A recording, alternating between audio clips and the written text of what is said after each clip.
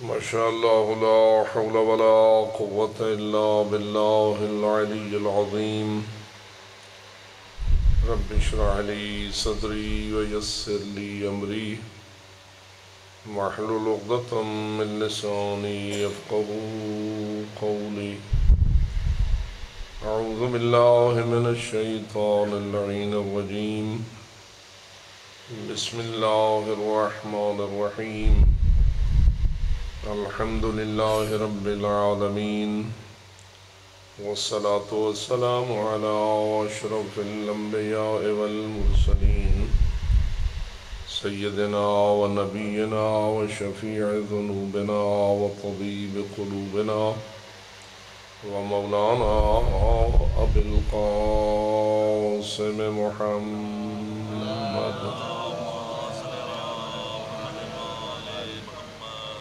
والصلاة والسلام على أهل بيته الطيبين الطاهرين المعصومين الغر الميامين المنتجبين المكرمين الذين قال الله تعالى في حقهم إنما يريد الله ليذهب عنكم الرجس أهل البيت ويطهركم تطهيرا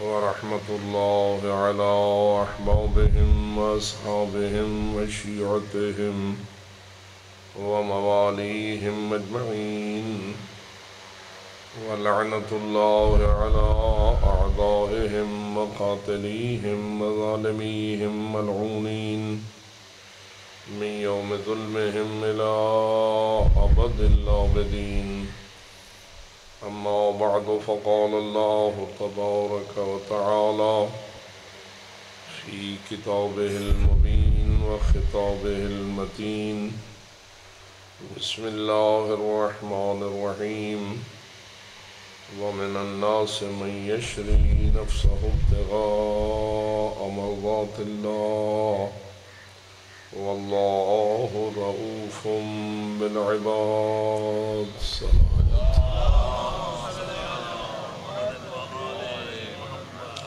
نعرہ تکبیر نعرہ رسالت نعرہ حیدری نعرہ صلوات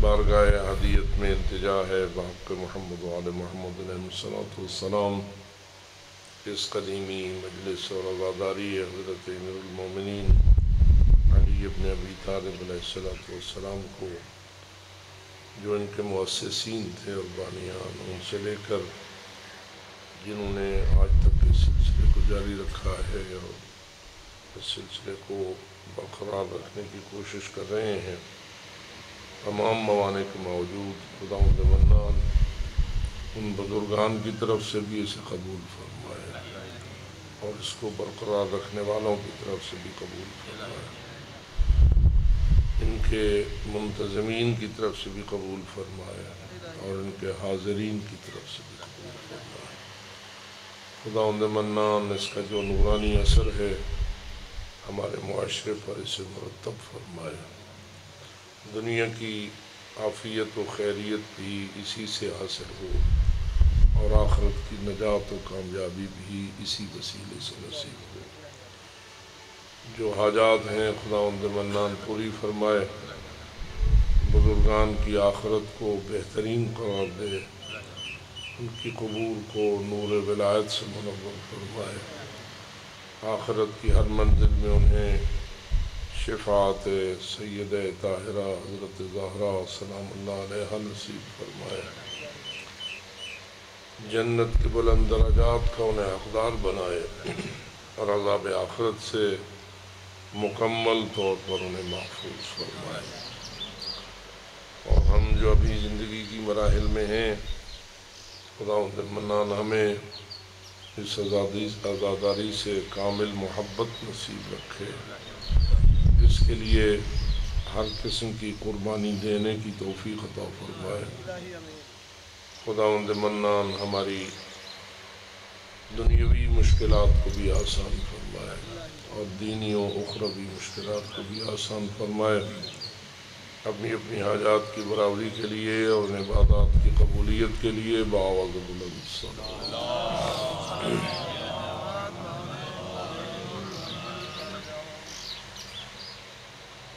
قرآن مجید اللہ کی وہ کتاب ہے جس کا تعارف کرواتے ہوئے اللہ فرماتا ہے کہ شہر رمضان الذی انزل فیہ القرآن، ماہ رمضان کا تعارف یہ ہے کہ اللہ نے اس میں اپنے قرآن کو نازل فرمایا ہے، اگرچہ کہ اس میں شک نہیں کہ ماہ رمضان قرآن کے قلب پیغمبر صلی اللہ علیہ وآلہ وسلم پر نازل ہونے سے پہلے بھی موجود تھا،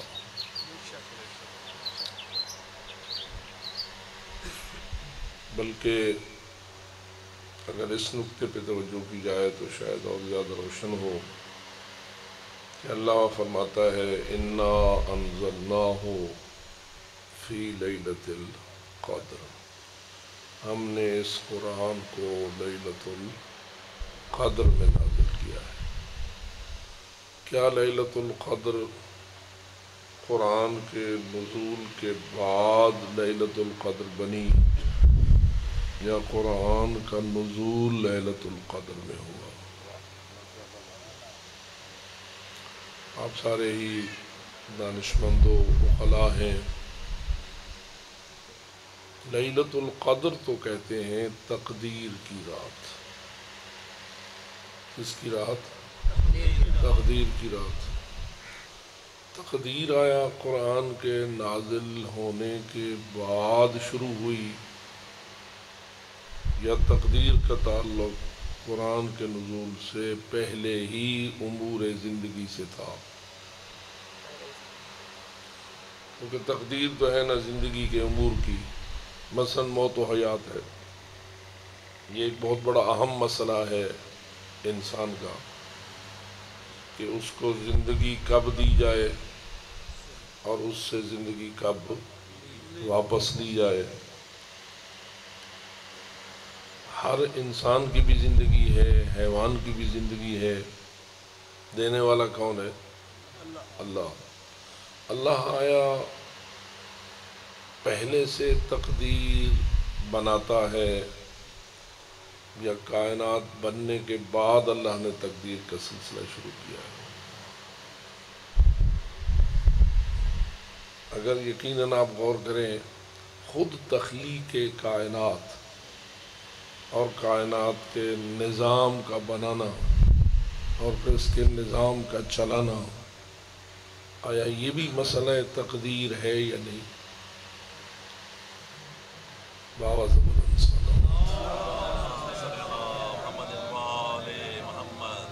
مثلا یہ فیصلہ کہ اول ما خلق اللہ نوری، تو رسول اکرم نے ارشاد فرمایا کہ اللہ نے سب سے پہلے میرے نور کو خلق فرمایا، اور ساتھ ہی فرمایا کہ انا وعلی من نور واحد، میں اور علی دونوں ایک نور سے ہیں۔ یہ اللہ نے اپنے فیصلے کے مطابق سلسلہ نور محمد و آل محمد کی تخلیق کا آغاز کیا، یا اس کا تقدیر سے کوئی تعلق نہیں؟ ایک صلوات پڑھو۔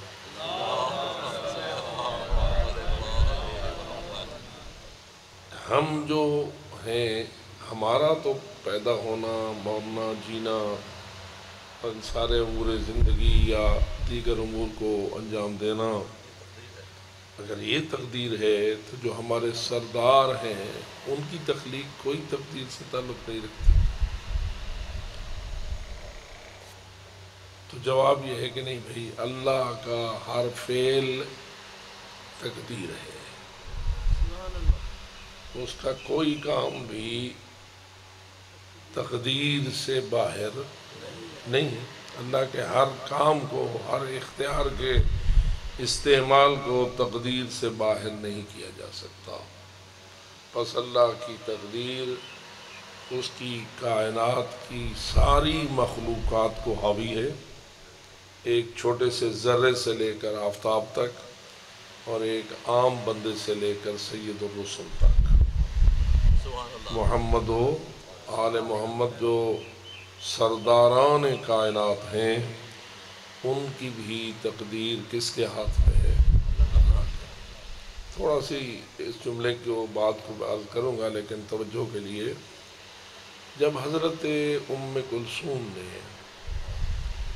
اسی شب 19 ماہ رمضان کی صبح کو امیر المومنین علی علیہ السلام کی خدمت میں عرض کیا تھا کہ بابا آج مسجد نہ جائیں، کسی اور کو نماز پڑھانے کے لیے بھیج دیں،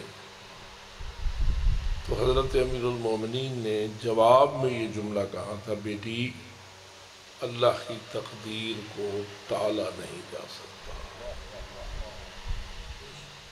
اللہ کی تقدیر کو اب امیر المومنین نے توجہ دلائی، بیٹی میری بھی تقدیر ہے اور میری تقدیر کا مالک بھی میرا اللہ ہے، اس نے جو فیصلہ کر رکھا ہے میں اس فیصلے سے سرتابی نہیں کر سکتا۔ یعنی بألفاظ دیگر میری زندگی کا فیصلہ بھی اس نے کیا اور میری شہادت کا فیصلہ بھی اس نے کیا، شہادت کی تاریخ کا فیصلہ بھی اس نے کیا۔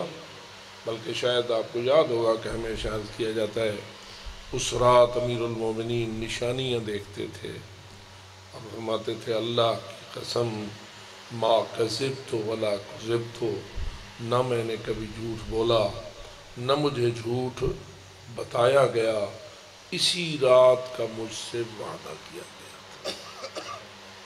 یہ جملے میں فقط ہیں تو مولا کی شہادت کے، لیکن اس لیے عرض کر رہا ہوں تاکہ ہمیں شاہد مل جائے اس بات کا کہ کوئی بھی مسئلہ تقدیر سے باہر نہیں ہوتا، اور جس رات کو تقدیر کے ساتھ متعلق کیا جاتا ہے اس کو لیلۃ القدر کہا جاتا ہے۔ ہاں یہ بات تسلیم کی جا سکتی ہے کہ اللہ کا اپنا جو علم ہے تقدیر کائنات کے متعلق وہ تو ازل سے ہے اور تفصیلی ہے۔ اللہ جانے میری بات آپ کو سمجھ آ رہی ہے یا نہیں؟ اللہ کا علم اپنے علوم میں، یعنی ہماری تقدیر کے متعلق جو اللہ کا علم ہے، یہ ساتھ ساتھ ہوتا ہے یا ازل سے ہوتا ہے؟ مثلاً اللہ نے فیصلہ کیا اس وقت میں مجلس پڑھ رہا ہوں، آپ مجلس سن رہے ہیں، اس بات کا علم اللہ کو کب ہوا کہ اس لمحے ایک بندہ فلانا آ کے مجلس پڑھے گا اور یہ بیان کرے گا اور فلاں فلاں مجلس میں آئیں گے اور وہ یہ سنیں گے، اس چیز کا علم اللہ کو ہے یا نہیں ہے؟ اس کام کے شروع ہونے کے بعد اللہ کو علم ہوا یا اس سے پہلے سے؟ پہلے سے۔ کب سے؟ اب ذرا اس نقطے پہ خوب دقت کیجیے، اللہ کو اس بات کا علم کب سے ہے کہ یہ مجلس فلاں لمحے فلاں پڑھے گا اور یہ پڑھے گا، اور فلاں جب سے اللہ ہے، اور اللہ کب سے ہے؟ ازل سے ہے۔ اس کے بارے میں ہم کوئی حد بندی نہیں کر سکتے، اس لیے کہ یہ فرض ہی نہیں کیا جا سکتا کہ کبھی اللہ نہ تھا۔ کائنات کے بارے میں تو کہا جا سکتا ہے کہ یہ پہلے نہ تھی، لیکن کائنات کے خالق کے بارے میں تو نہیں کہا جا سکتا کہ وہ کبھی نہ تھا۔ جیسے کہ حدیثوں میں بھی ہے کہ کان اللہ ولم یکن معہ شیء، اللہ تھا اور اس کے ساتھ کچھ نہ تھا۔ اللہ تھا اور اس کے ساتھ کچھ نہ تھا۔ اس لیے جب چھوٹے چھوٹے بچوں کو دینیات پڑھائی جاتی ہے تو ہمارے بزرگ علماء نے کلام کو مختصر کر کے معرفت توحید کے لیے بہت ساری باتیں ایک ورقے میں ڈال دی ہیں۔ مثلا آپ کو پہلی دینیات اٹھائیے، اس میں ملیں گے صفات ثبوتیہ، اور ایک چیپٹر ملے گا صفات سلبیہ کا۔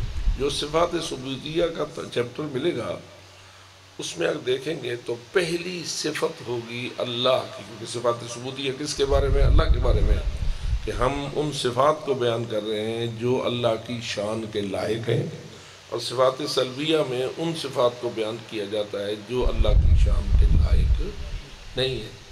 جو اللہ کی شان کے لائق ہیں ان میں سے پہلی صفت ہے کہ اللہ قدیم ہے، اللہ قدیم ہے۔ اب جب قدیم کی ایک سطر، چھوٹی سی سطر میں تفصیل آئی ہے تو یہ ہے کہ وہ ہمیشہ سے ہے اور ہمیشہ رہے گا۔ ہمیشہ کب سے ہوتا ہے؟ تو ہمیشہ وہ ہوتا ہے جس کی کوئی ابتدا نہیں ہوتی، جس کی ابتدا نہیں مانی جا سکتی، کیونکہ لفظ ابتدا غماز ہے اس بات کا کہ اگر جس چیز کی ابتدا آپ نے مانی ہے وہ اس لمحے سے پہلے نہ تھی جب آپ ابتدا مان رہے ہیں۔ لفظ ابتدا خود بتا رہا ہے کہ ابتدا جس لمحے سے ہوئی اس سے پہلے وہ شے موجود نہ تھی۔ مثلا آج کی مجلس کی ابتدا جس لمحے ہوئی اس سے پہلے یہ مجلس موجود نہ تھی۔ آپ اپنے گھر سے تشریف لائے تو جب آئے تو اس سے اس مجلس کی ابتدا ہو گئی۔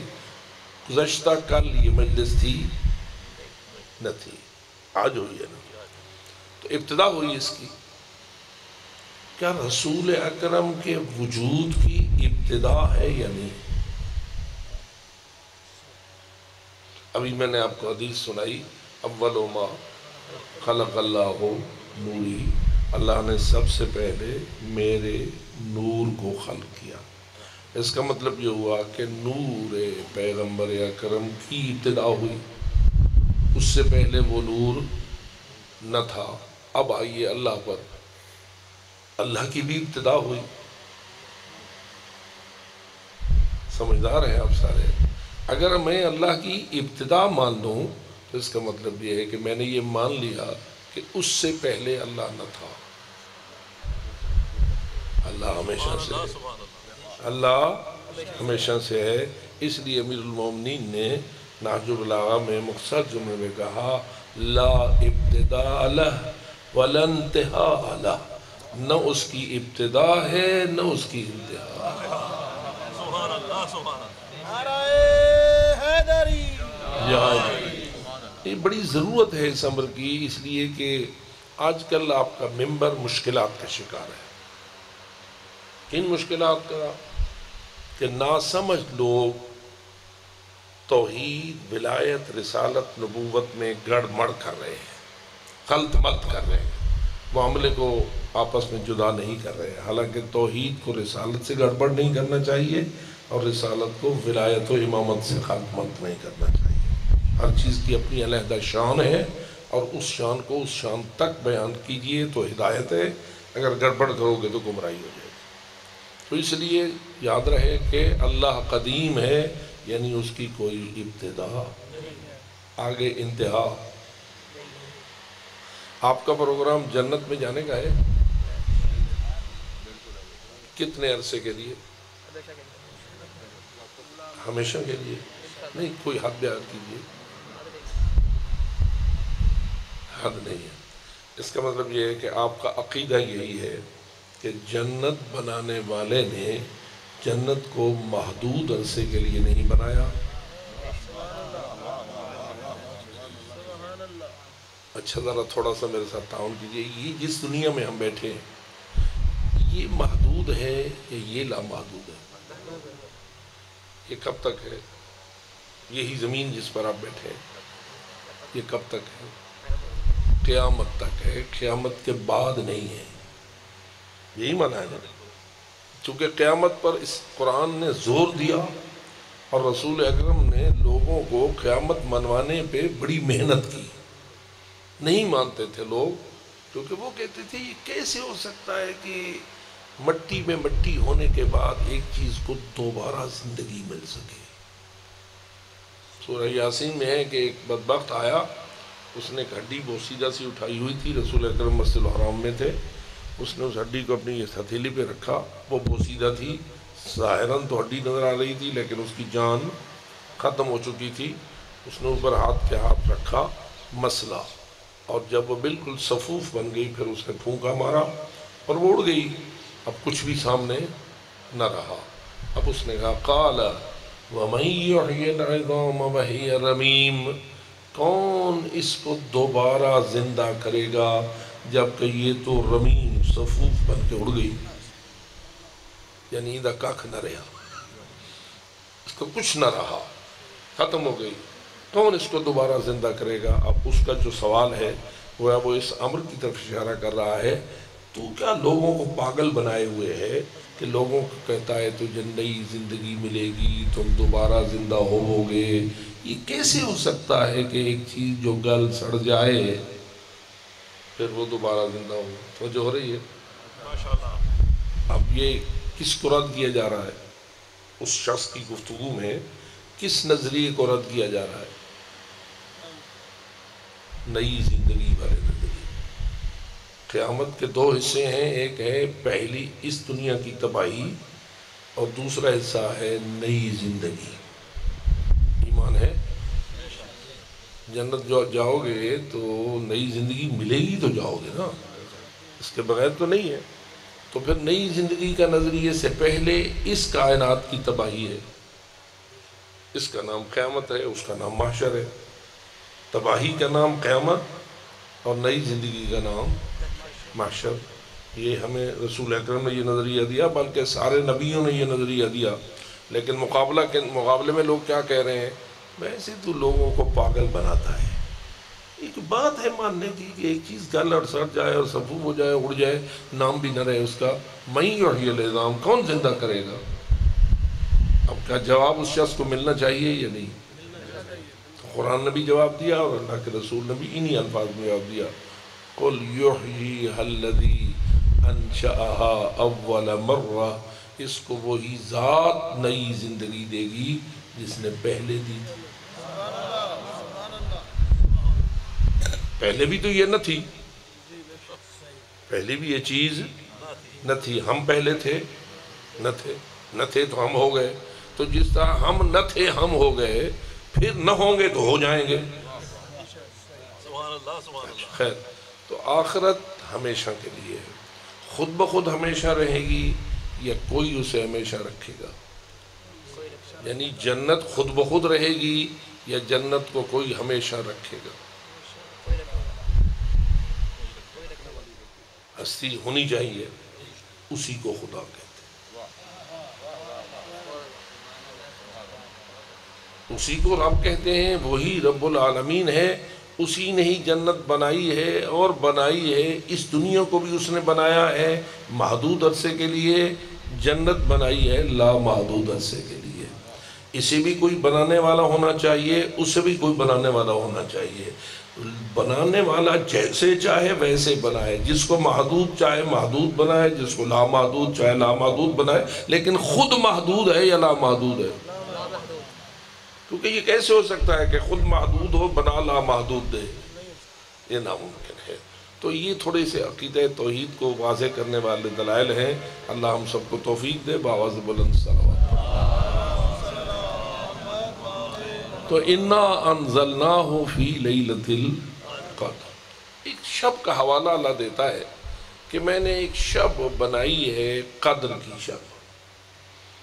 اب تقدیر ہے، ایک ہے تقدیر بنانا، ایک ہے تقدیر بتانا۔ توجہ ہو رہی ہے؟ ایک ہے تقدیر بنانا، ایک ہے تقدیر بتانا۔ لیلۃ القدر کو تقدیر بتائی جاتی ہے۔ سبحان اللہ سبحان اللہ۔ لیلۃ القدر کو کیا کیا جاتا ہے؟ اپنے اس علم ازلی سے کم از کم 1 سال کے حصے کو نکال کر اللہ ان کو بتا دیتا ہے جن کی کچھ ذمہ داریاں ہوتی ہیں۔ اس کو اللہ کہتا ہے تنزل الملائکۃ والروح فیہا بإذن ربہم من کل امر۔ ٹھیک ہے، کن کو بتا دیتا ہے؟ اگر پوچھو یہ ملائکہ اور روح جو نازل ہوتے ہیں اور لے کے آتے ہیں امر، اور لے بھی رب کے اذن سے ہیں، کس کے پاس آتے ہیں؟ تو پھر جواب حدیث دیتی ہے یہ اولی الامر کے پاس آتے ہیں۔ کس کے پاس آتے ہیں؟ من کل امر۔ کس کے پاس آتے ہیں؟ اولی الامر۔ ان کو قرآن کہتا ہے کہ اطیعوا اللہ وَأَطِيعُوا الرَّسُولَ وَأُولِي الْأَمْرِ۔ یہ سسٹم ہے اللہ کا بنایا ہوا، اس کا نظام ہے۔ کسی کو سمجھ آئے تو سبحان اللہ، سمجھ نہ آئے تو کسی اچھے استاد سے پڑھے بآواز بلند صلوات۔ خیر، تو میں یہ کہہ رہا ہوں کہ شب قدر پہلے سے تھی، ماہ رمضان بھی پہلے سے تھا۔ اللہ فرماتا ہے شب قدر کو معمولی نہ سمجھو، لیلۃ القدر، الفاظ کیا ہیں؟ انا انزلناہ فی لیلۃ القدر۔ آگے پڑھیے، نہیں درمیان میں بھی وما ادراک ما لیلۃ القدر۔ یہ اللہ کسے کہہ رہا ہے؟ تو جو ہے پہلے بتا رہا ہے کہ ہم نے اس قرآن کو نازل کیا ہے شب قدر میں۔ آگے وما ادراک ما لیلۃ القدر، تو کیا سمجھے کہ لیلۃ القدر کیا ہے؟ یہ کس کو خطاب ہے؟ قرآن خطاب کا کے ساتھ کس کو کرتا ہے؟ انسان کو کرتا ہے یا پہلا خطاب رسول اکرم کو ہوتا ہے؟ قل، یہ قل هو اللہ احد، یا قل یا ایھا الکافرون، یا قل اعوذ برب الفلق، یا قل اعوذ، یہ قل کس سے خطاب ہوتا ہے؟ رسول اکرم سے ہوتا ہے نا۔ تو وما ادراک کا خطاب بھی رسول اکرم سے ہے، یعنی کیا؟ اگر میں تجھے نہ بتاؤں تو تجھے کیا پتا کہ میری لیلۃ القدر کی شان کیا ہے؟ سبحان اللہ۔ رسول اکرم کو یہ سارا علم کس نے دیا؟ کسی چیز کی فضیلت جو رسول اکرم نے بتائی، یہ رسول اکرم کو کہاں سے ملی؟ سارا علم، بلکہ میں اکثر آپ سے عرض کیا کرتا ہوں، اللہ نے اپنے علم کا زیادہ سے زیادہ حصہ کس کو دیا؟ اس کائنات میں جبریل کو زیادہ دیا، حضرت نوح کو زیادہ دیا، حضرت ابراہیم کو زیادہ دیا، کس کو زیادہ سے زیادہ دیا؟ تو جواب کیا ہے؟ رسول اکرم صلی اللہ علیہ وسلم کو دیا۔ اس علم کے بارے میں رسول نے فرمایا انا مدینۃ العلم، میں علم کا شہر۔ تھوڑا سا میں اس کو بھی کھول دوں۔ شہر کا مطلب ہوتا ہے مدینہ، شہر۔ اس وقت دنیا میں بہت سارے شہر ہیں، چھوٹے بڑے ہیں یا ایک جیسے ہیں؟ جی چھوٹے بڑے ہیں۔ یہ جو علم کا مدینہ ہے، علم والا شہر، یہ کس شہر جتنا ہونا چاہیے؟ نیو یارک جتنا ہونا چاہیے؟ بیجنگ جتنا ہونا چاہیے؟ یا اس سے بھی بڑا ہونا چاہیے؟ تھوڑی سی توجہ۔ تو جواب آئے گا نہیں محترم، یہ بیچارے کیا ہیں، پوری کائنات بھی اگر ایک شہر بن جائے تو مدینۃ العلم اس سے بھی وسیع ہے۔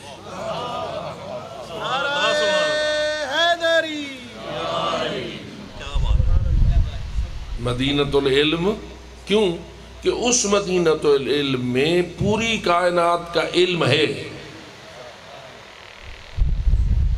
جس کو رسول نے مدینۃ العلم کہا ہے، اس کے بارے میں فقط فرش کا علم ہے یا عرش کا بھی ہے؟ جی عرش کا بھی ہے۔ وہ عجیب ہے، ذرا دیکھیے، انا مدینۃ العلم وعلی بابہا، میں علم کا شہر ہوں، علی اس کا جو دروازہ ہے۔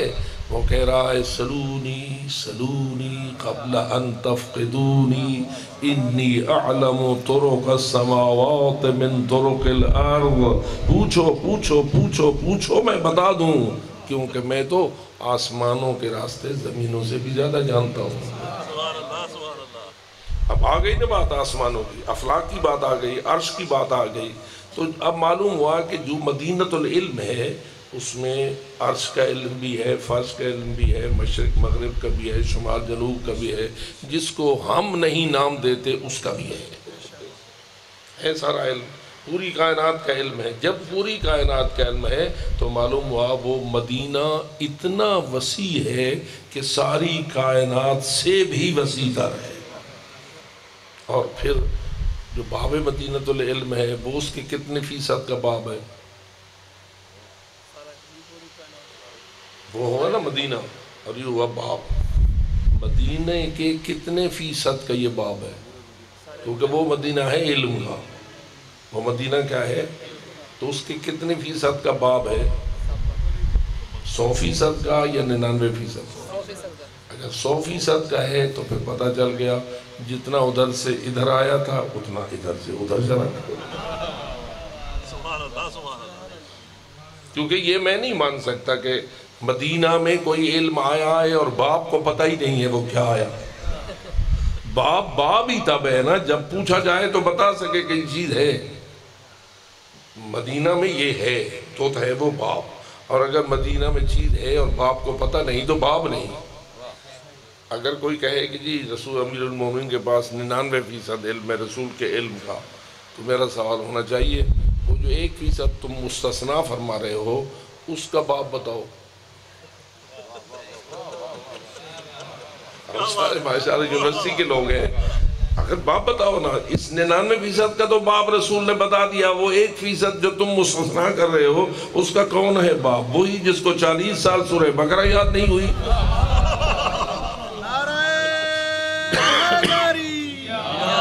سبحان اللہ سبحان اللہ۔ تو معلوم ہوا کہ انا مدینۃ العلم کو وسعت حاصل ہے، لیکن اس مدینے کو علم دیا کس نے؟ جی اللہ نے۔ اللہ کا اپنا علم کتنا ہے؟ کیا کہو گے؟ اللہ کا اپنا علم کتنا ہے؟ لامحدود کے بغیر اور ہمارے پاس کوئی لفظ نہیں ہے۔ جو لامحدود ہے اور لامحدود رہے گا، ٹھیک ہے؟ تو لامحدود خزانوں کا وہ مالک ہے، وہ تقدیر بناتا ہے، پھر اس تقدیر میں سے ہر سال ایک حصہ ان تک پہنچاتا ہے جن کو کچھ ذمہ داریاں دیتا ہے، اور جن کو یہ شان دیتا ہے کہ ان کو بتا دے کہ تمہیں معلوم ہونا چاہیے۔ جیسے مرکز ہوتا ہے نا، تو وہ صوبے کو اطلاع دے دیتا ہے کہ ہمارا پروگرام یہ ہے، آپ کے علم میں ہونا چاہیے، تو علم میں دے دیتے ہیں، پھر اس کے بعد وہ اس علم کے مطابق آگے کام چلتا ہے۔ اور والمدبرات امرا، ملائکہ بھی کوئی ذمہ داریاں رکھتے ہیں اس کائنات میں یا نہیں؟ جی ملائکہ ذمہ داریاں رکھتے ہیں، روایات تو بڑی تفصیل سے ہیں لیکن بہرحال رکھتے ہیں۔ ان ملائکہ کو بتایا جائے نا کہ تم نے اس سال کیا کرنا ہے، مثلا ملک الموت کی کوئی ذمہ داری ہے؟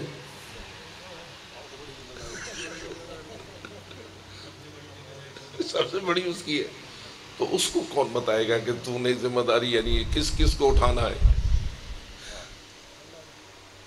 کس کس کی روح کو قبض کرنا ہے؟ تو اس کا مطلب یہ ہوا اس کا مرکز سے تعلق ہے نا گہرا، مرکز سے اذن ملتا ہے تو وہ کرتا ہے، ورنہ وہ نہیں کر سکتا ہے۔ ہمارے مراکز جو ہے یہ بیچارے بتا کے بھی بھول جاتے ہیں کہ ہم نے کس کو کیا بتایا، لیکن یہ لنک جو ہے نا ملائکہ اور اللہ کا، رسول اور اللہ کا، نبی اور اللہ کا، امام اور اللہ کا، یہ لنک کبھی ٹوٹتا نہیں ہے، کبھی ختم۔ وہ کیسا لنک ہے جو اللہ بنائے اور ٹوٹ جائے؟ وہ ہم تم بنائے تو جیج کیوں سے بھی ٹوٹ سکتا ہے۔ یہاں کے آپ کے مثلا میڈسی کا جو مرکز فوج ہے اس کا لنک اپنے GHQ پاکستان سے ٹوٹ سکتا ہے، لیکن یہ جو لنک ہے نا الہی لنک، یہ ٹوٹتا کبھی نہیں ہے۔ بآواز بلند صلوات۔ اب اللہ فرما رہا ہے وَمَا أَدْرَاكَ مَا لَيْلَةُ الْقَدْرِ، میں ہی آپ کو بتاتا ہوں کہ میری لیلۃ القدر کی شان کیا ہے. پھر جب بتانے لگتا ہے تو یہ الفاظ استعمال کرتا ہے کہ لیلۃ القدر خیر من الف شہر. ایک رات ہے لیکن 1000 مہینوں کے برابر نہیں، 1000 مہینوں سے افضل ہے. یہی پہلا سوال، کتنی افضل ہے؟ 2 گنا ہے، 4 گنا ہے، 10 گنا ہے؟ نہیں. جیسا جیسا لیلۃ القدر والا ہوگا ویسی ویسی اس کی لیلۃ القدر کی شان ہوگی. مثلا ایک لیلۃ القدر ہے میثم تمار کی، ایک لیلۃ القدر ہے ابو ذر غفاری کی، ایک لیلۃ القدر ہے سلمان فارسی کی، ایک لیلۃ القدر ہے علی اکبر کی، ایک لیلۃ القدر ہے ابو الفضل العباس کی، ایک لیلۃ القدر ہے امام معصوم علی ابن ابی طالب کی، ایک لیلۃ القدر ہے کائنات کے سردار محمد مصطفیٰ کی، جس کے سامنے علی بھی کہتے ہیں کہ انا عبد من عبید محمد، میں تو محمد کے غلاموں میں سے غلام. کیا خیال ہے ان سب کی لیلۃ القدریں مساوی ہیں؟ جی، جتنا مقام بلند اتنی ہی اس کی لیلۃ القدر بلند. اب ذرا غور کیجئے کہ یہ تو شان کے ساتھ متعلق باتیں ہیں، اور ہم ایک ہی چیز کو ایک ہی لاٹھی سے ہانکیں، یہ ہماری بے وقوفی ہو سکتی ہے اور کچھ نہیں ہو سکتی. ہم یہ کہہ کر خوش ہوتے ہیں، اور ہونا چاہیے کہ جو لیلۃ القدر رسول اکرم گزارتے تھے وہ 1,24,000 پیغمبر سے بھی افضل تھی. نوح بھی ایسی رات نہیں گزارتے تھے، ابراہیم بھی ایسی رات نہیں گزارتے تھے جیسے زہرا کا بابا گزارتا تھا. اور اس کی شان کتنی بلند ہے.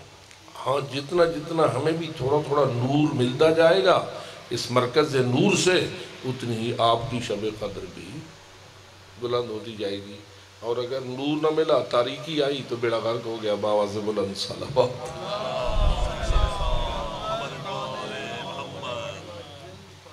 وما ادراک ما لیلۃ القدر لیلۃ القدر خیر من الف شہر. الف شہر کتنا ہوتا ہے؟ 1000 مہینے. ذرا تھوڑا سا حساب کیجیے، آج کل تو آپ کے جیب میں ہوتے ہیں کیلکولیٹر. 1000 مہینوں کو 12 پہ تقسیم کریں، کتنے سال بنیں گے؟ 83 سال سے زیادہ. ٹھیک ہے؟ یعنی انسان کی لمبی سے لمبی زندگی آج کل کتنی ہے؟ 80 سال تک تو کوئی پہنچتا ہے، اور جب 80 سال کو پہنچ جاتا ہے تو پتہ نہیں حال کیا ہوتا ہے. اٹھنے بیٹھنے کے لائق نہیں ہوتا، روزہ رکھ نہیں سکتا، اور مختلف مشکلات کا شکار ہوتا ہے. 80 82 83 سال کی زندگی انسان کی لمبی زندگی ہے. اللہ فرماتا ہے یہ ایک رات 83 سال سے بھی بڑی ہے. بڑی ہے یعنی شان میں بڑی ہے، فضیلت میں بڑی ہے. آپ اپنی زندگی میں کتنی شبہ قدر گزار بیٹھے ہیں؟ جتنا سال آپ کی عمر ہے اتنی شب قدریں تو آپ کو نصیب ہو چکی ہیں نا. 40 سال والا 40 شبہ قدر، 50 سال والا 50 شبہ قدر، 60 سال والا 60 شبہ قدر. اب ذرا غور کیجئے، گویا آپ نے ہر شب قدر ایک پوری زندگی کے برابر گزاری ہے. سبحان اللہ. 83 سال سے زیادہ سے افضل ہے. میں برابر بھی تھوڑا سا غلط کہہ رہا ہوں، کیونکہ 83 سال سے افضل ہے یا اس کے برابر ہے؟ افضل ہے. افضل ہے تو اس کا مطلب یہ ہوا اللہ نے ہر سال تمہیں ایک شب ایسی دی ہے جو تیری پوری زندگی سے بھی بھاری ہے. پوری زندگی سے بھی. اگر خدا ہمیں 70 مرتبہ یہ زندگی دے اور ہر زندگی 70 سال کی ہو، تو جو ہو رہی ہے 70 مرتبہ زندگی دے اور ہر زندگی کتنی ہو؟ 70 سال کی، لیکن اس زندگی میں شب قدر نہ ہو. ان 70 زندگیوں میں شب قدر نہ ہو، تو بتائیے یہ ہماری زندگی ان تمام 70 مرتبہ کی زندگیوں سے بھاری ہوگی یا نہیں؟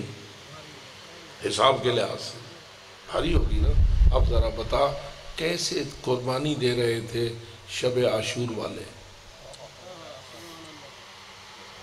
جب شب عاشور والوں کو امام کہہ رہے تھے چلے جاؤ، میں تمہیں آزاد کرتا ہوں، جس کو زندگی پیاری ہے وہ چلے جائیں۔ اب جواب کیا دے رہے تھے؟ مولا ایک زندگی نہیں 70 مرتبہ اللہ ہمیں یہ زندگی دے تو ہم قربان تو ہوں گے، آپ کو چھوڑ کے نہیں جائیں گے۔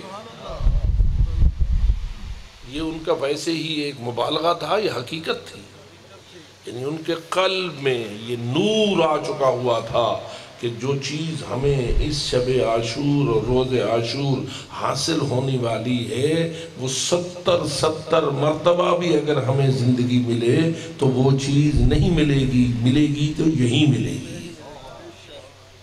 اور یہی وجہ ہے کہ انہوں نے اپنے آپ کو پیش کیا۔ یہ ہوتی ہے معرفت کی بات۔ ایک ہے الفاظ، فقط الفاظ بول چھوڑنا۔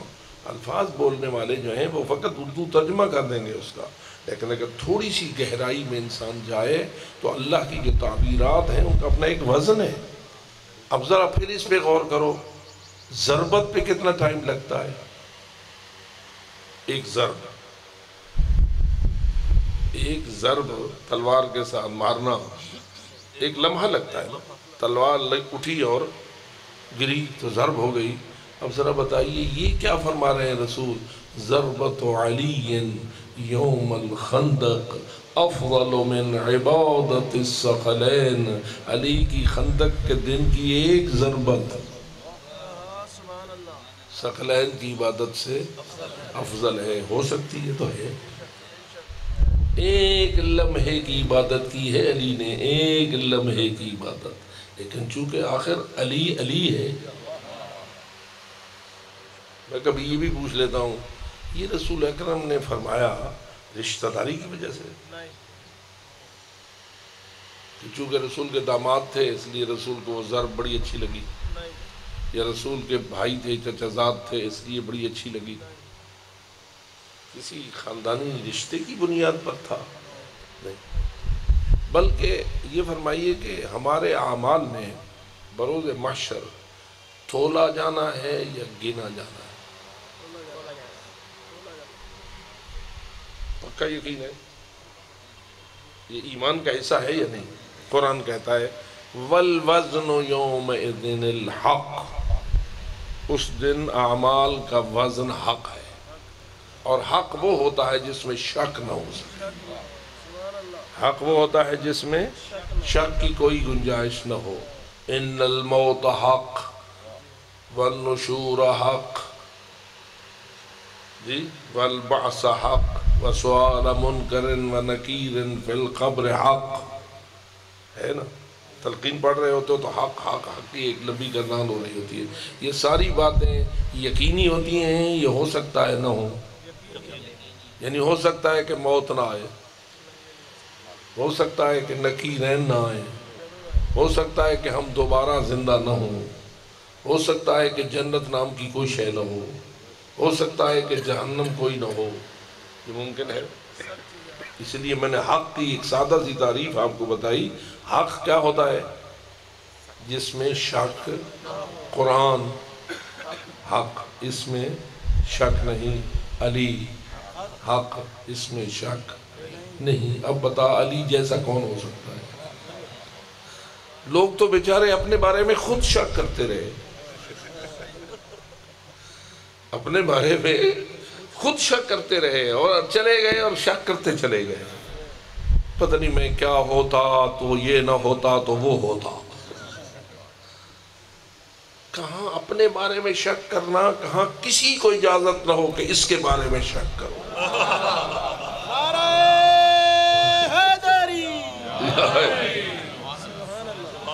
بلکہ جو اس کے بارے میں شک کرے اس پہ شک کر کے اس کو کفر کی طرف دھکیل دینا واجب ہے۔ کوئی قرآن میں شک کرے پھر کہے اشہد ان محمد الرسول اللہ، تو ہم کہیں گے تیرا اشہد ان محمد پڑھنا منافقت ہے، تو شک کر رہا ہے قرآن میں، گواہی دے رہا ہے رسول کی۔ تو اگر کوئی علی کے بارے میں شک کرے تو میں کہنے میں حق بجانے بولا، اگر قرآن صامت کے بارے میں شک کرنا اور پھر اشہد ان محمد رسول اللہ کہنا یہ صحیح نہیں ہے، تو علی کے بارے میں شک کرنا، علی کو کس نے کہا کہ حق ہے؟ رسول اکرم نے کہا، تو علی میں کرے شک، رسول کہے علی حق، تو معلوم ہوا کہ تیری زبان پہ رسول کی جو صداقت کے کلمے آ رہے ہیں وہ جھوٹے ہیں، تو رسول پہ شک کر رہا ہے۔ جو رسول پہ شک، یعنی جس نے علی پہ شک کیا اس نے رسول پہ شک کیا، جس نے رسول پہ شک کیا اس نے اللہ پہ شک کیا، اس نے قرآن پہ شک کیا۔ مذاق نہیں ہے، حقیقت یہی ہے۔ تو اس لیے اللہ نے آپ کو یہ شرف بخشا ہے کہ آپ حق کو حق مانتے ہیں اور کوئی شک۔ اب رسول اکرم کے بارے میں فرمائیے، حضرت نے یہ عمل کو تولا یا نہیں؟ ضربتو علی، یہ کون تول رہا ہے؟ رسول تول رہے ہیں۔ رسول کس میزان پہ تول رہے ہیں؟ فارمولہ ہوگا نا کوئی جس کے ذریعہ ہمارے اعمال تولے جائیں گے۔ ہر چیز کے تولنے کا ایک فارمولہ تو ہوتا ہے، سونے کے تولنے کا اپنا فارمولہ ہے۔ آج کل تو ماشاءاللہ اور بہت سارے ترازو بن گئے جن پہ بخار بھی تلتا ہے، ہواؤں کی رفتاریں بھی تلتی ہیں، سورج کی روشنی بھی تلتی ہے، اس کا درجہ حرارت بھی تلتا ہے۔ آج تو ماشاءاللہ بڑے بڑے ترازو بن گئے، سائنس نے بنا دی، ہر چیز تل رہی ہے، روزانہ آپ کے سامنے وہ خبریں آ رہی ہیں۔ اس کا مطلب یہ ہوگا کہ نماز بھی تل دی ہے، روزہ بھی تلتا ہے، حج بھی تلتا ہے، جہاد بھی تلتا ہے، ضربت بھی تلتی ہے۔ فارمولہ کیا ہے؟ اگر اس کائنات میں فارمولہ پوچھنا ہے اس تول کا جس پہ کہ ترازو پہ اعمال نے تلنا ہے، تو میں یہی کہہ سکتا ہوں سوائے مصطفیٰ کے کون ہے جو اس فارمولے کو سمجھے؟ معاشر کے دن اس ترازو میزان الاعمال کا جو فارمولہ ہے تولنے کا، وہ کون سمجھ سکتا ہے؟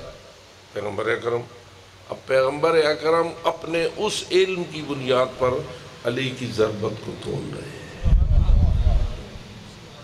تول کے فرما رہے ہیں کہ تیری تو ایک ضربت ثقلین کی عبادت سے بھاری ہوتی ہے۔ تو رشتہ داری کی بنیاد پر نہیں کہا، کیسے وزن پیدا ہوتا ہے کسی عمل میں۔ اما من ثقلت موازینہ فہو فی عیشۃ راضیہ واما من خفت موازینہ فامہ ہاویہ وما ادراک ما ہی نار حامیہ۔ جس کے اعمال کے وزن بھاری ہوئے وہ جنت کی عیشت راضیہ کا مستحق قرار پائے گا، اور جس کے اعمال کے وزن ہلکے ہوئے، خفیف ہوئے، فَأُمُّهُ حَاوِيَةٌ، اس ٹھکانہ حاویہ بنے گی۔ حاویہ کیا بلا ہے؟ مَا أَدْرَاكَ مَا هِيَ، تو کیا سمجھ سکے کہ حاویہ کیا بلا ہے؟ نَارٌ حَامِيَةٌ، ایسی آگ ہے جو جلاتی ہے مارتی نہیں۔ اس دنیا کی آگ کی کیا خاصیت ہے؟ جس کو جلائے کچھ دیر بعد مر جاتا ہے، لیکن یہ تو جلانے کے ساتھ مار دیتی ہے، لیکن وہ کیا ہے؟ وہ جلاتی ہے اور جلاتی ہی رہتی ہے، مارتی نہیں۔ تو جو ہو رہی کتنے عرصے کے لیے جلاتی ہے؟ ہم فیہا اولئک اصحاب النار ہم فیہا خالدون۔ بندہ بچ، ایسا نہ بن کہ ہم فیہا خالدون ہو جائے جہنم میں۔ اور اگر بچنا ہے تو آ در حیدر پر، بچنا ہے تو آ ولایت علی کو پکڑ، اس کے علاوہ کوئی چارہ نہیں، کیونکہ رسول نے فرمایا ہے کسی کا عمل اس وقت تک جنت کی خوشبو کا بھی حقدار اسے نہیں بنا سکتا اگر اس کے دل میں ولایت علی نہ ہو۔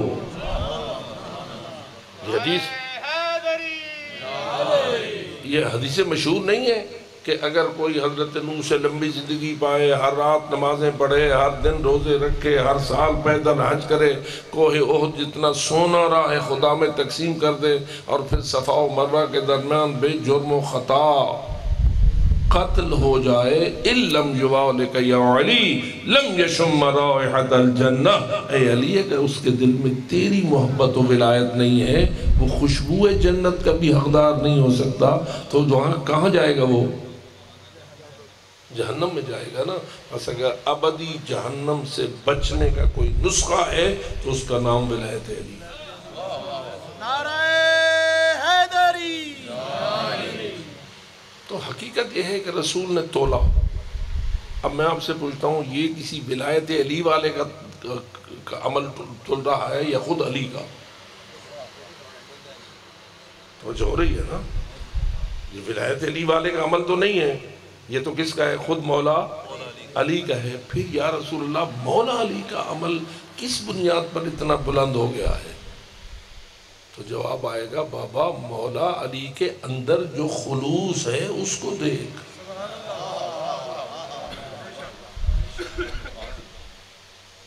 کیونکہ جتنا عامل مخلص ہوتا جائے گا اتنا اس کا عمل وزنی ہوتا جائے گا۔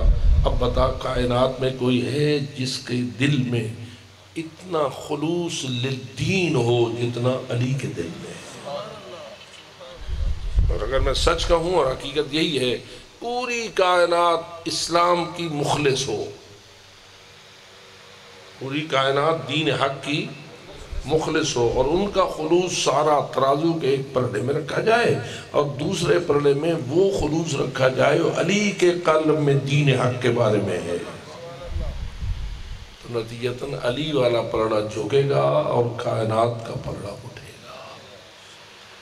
کیا خیال ہے، مخلص بھی ہونا چاہیے انسان کو یا نہیں؟ خلوص کی بنیاد پر انسان کے عمل کا وزن بڑھتا چلا جائے گا۔ حضرت سلمان 2 رکعت نماز پڑھیں اور میں 2 رکعت نماز پڑھوں، کس کی 2 رکعت وزنی ہوگی؟ شہید کربلا پڑھے 2 رکعت نماز، وہ جو اس نے پڑھی تھی میدان کربلا میں۔ میدان کربلا میں نماز ہوئی تھی، جس بھی شہید نے میدان کربلا میں نماز پڑھی اس کی نماز کو اللہ تولے تو ہم جتنی نمازیں پڑھتے ہیں وہ وزنی ہوگی یا یہ وزنی ہوگا؟ کیوں؟ اس لیے کہ تیروں کی برسات میں نماز پڑھنے کا خلوص کچھ اور ہے۔ اور جب پوچھ رہا تھا نا وہ جو شہید ہو رہا تھا اس نماز کی حفاظت کرتے ہوئے، سعید ابن عبداللہ حنفی، اس وقت جب وہ آخری تیر لگا، نماز ختم ہو رہی تھی، آخری تیر لگا، تڑپا اور زمین پہ گرا، امام حسین اٹھے، اٹھ کر آپ نے اس کے سر کو گود میں لیا، وہ آخری رمق تھی زندگی کی، پوچھتا ہے حل وفیت یا ابن رسول اللہ، اے فرزند رسول کا میں وفا کر سکا؟ بڑی عجیب عجیب باتیں ہیں، کیا میں وفادار ثابت ہو سکا؟ اس سوال میں یہ بات موجود ہے کہ میں سند لے لوں اپنے مولا سے، میں سند لے لوں نا اپنے مولا سے کہ میں نے جو جان قربان کی ہے اس قربانی کا وزن میرے مولا کی نگاہ میں کیا ہے؟ حل وفیت یا ابن رسول اللہ، کیا فرزند رسول میں وفا کر سکا؟ آگے امام کا جواب آتا ہے انت امامی الی الجنہ، جنت کی طرف تو میرے آگے آگے جائے۔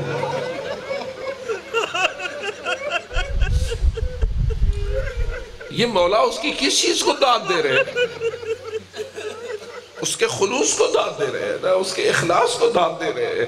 اس لیے میرے دوستو، اگر اعمال کے وزن میں اضافہ کرنا ہے تو اپنے قلب میں دین کے حق میں خلوص پیدا کیجئے، اخلاص پیدا کیجئے۔ آج کل دین کے چرچے تو ہیں، لیکن اگر اخلاص کے ترازو میں دھوکا جائے تو لوگ دنیا کے لیے دین کو اپنائے ہوئے ہیں۔ دنیا کے لیے دین اپنانا اور ہے، اللہ کے لیے دین اپنانا اور ہے۔ مخلصین للہ، اللہ کے لیے مخلص ہو جاؤ۔ یہ اللہ کے لیے مخلص تھے، ان کو اللہ فرماتا ہے وَمِنَ النَّاسِ مَن يَشْرِي نَفْسَهُ ابْتِغَاءَ مَرْضَاتِ اللَّهِ وَاللَّهُ رَؤُوفٌ بِالْعِبَادِ۔ حیران ہوتا ہوں میں، یا رسول اللہ آپ کو اللہ نے حکم دے دیا ہے کہ آپ مکہ چھوڑ دیں، حالات ایسے حد تک پہنچ گئے ہیں کہ آپ مکہ میں نہ رہیں، تشریف لے جائیں۔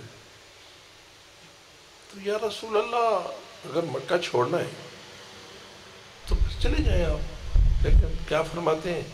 یا علی مجھے اللہ کا حکم ہے کہ میں مکہ چھوڑ دوں، اور اس کا حکم ہے کہ تم میرے بستر پر سو جاؤ۔ اب ایک ہے عقل، ذرا اس کے ترازو پہ تولیے۔ علی ہیں محافظ رسول۔ علی کون ہے؟ ٹھیک لفظ ہے نا؟ اچھا، رسول جانا چاہتے ہیں، فرما بھی رہے ہیں کہ میں اس مکہ سے جانا چاہتا ہوں۔ اگر علی کہہ دیں یا رسول اللہ میرا کام تو آپ کی حفاظت کرنا ہے، آپ چلے جائیں، میں یہاں بستر پہ سو جاؤں، یہ کوئی حفاظت تو نہ ہوگی؟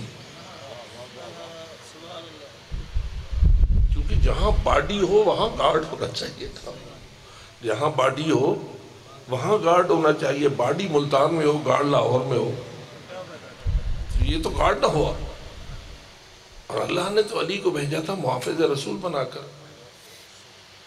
تو یا حضرت اگر میں نے آپ کی حفاظت کے فریضے کو انجام دینا ہے اور آپ خطرے میں ہیں، تو پھر مجھے بستر پر سونے کا حکم کیوں دیتے ہو؟ مجھے تو ساتھ غار میں لے جاؤ۔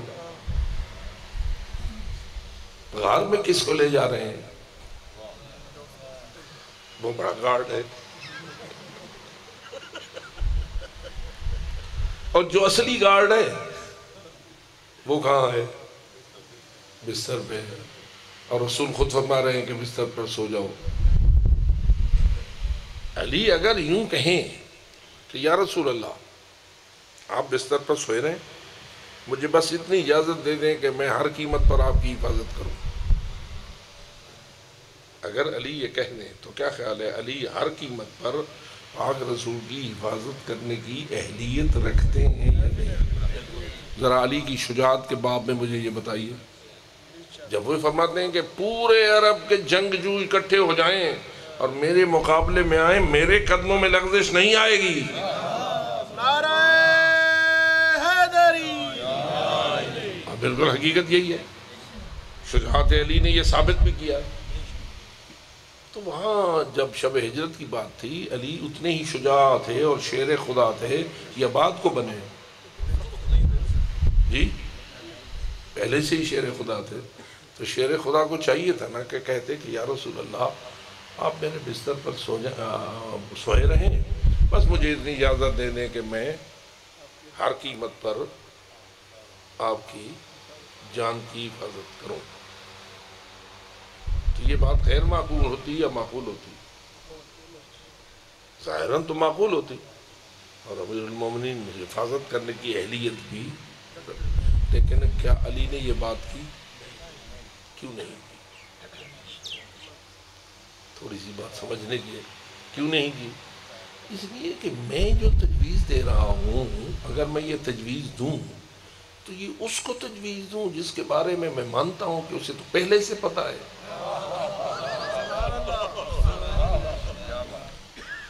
کیونکہ یہ رسول اکرم کی سوچ پر کمزور سوچ ہونے کا الزام لگ جائے گا کہ علی سمجھتا ہے، علی اس بات، رسول اس بات کو نہیں سمجھ سکے جسے میں سمجھ رہا ہوں، اور اگر میں ایسا کروں تو میں علی نہ رہا۔ پتہ نہیں میری بات آپ تک پہنچ گئی ہے؟ یہ کوئی اور ہے جو رسول کی سوچوں پر اعتراض کرتا ہے۔ علی اس لیے ہے کہ وہ رسول کی فکر کو مورد اعتراض نہیں بنا سکتا۔ نتیجہ کیا ہے؟ یہ نہ کہا، بس اتنا کہا اگر میں سو جاؤں آپ بچ جائیں گے؟ ہاں میں بچ جاؤں۔ جو ہی رسول اکرم نے کہا ہاں، خر ساجدا للشکر، علی فوراً سرزمین مکہ پر سجدہ شکر میں چلے گئے۔ کون سا سجدہ کیا؟ سجدہ شکر۔ شکر۔ شکر کہاں ہوتا ہے؟ ذرا میرے ساتھ ساتھ چلیے۔ نعمت انعام آپ کو ملے گا، بیٹا آپ کو اللہ دے گا تو آپ کیا کریں گے؟ شکر۔ اور اگر انعام واپس لے لیا جائے گا یا آپ سے اللہ بیٹا واپس لے گا تو آپ کیا کریں گے؟ صبر۔ ایک ہوتا ہے شکر، ایک ہوتا ہے صبر۔ یہ ماحول کون سا تھا؟ بات تو تلواروں کی تھی، دشمن تلواریں لیے ہوئے رسول اکرم کے گھر کا گھیراؤ کر چکے تھے اور رسول اکرم کے بدن کے ٹکڑے کرنے کی نیت کر کے آئے تھے۔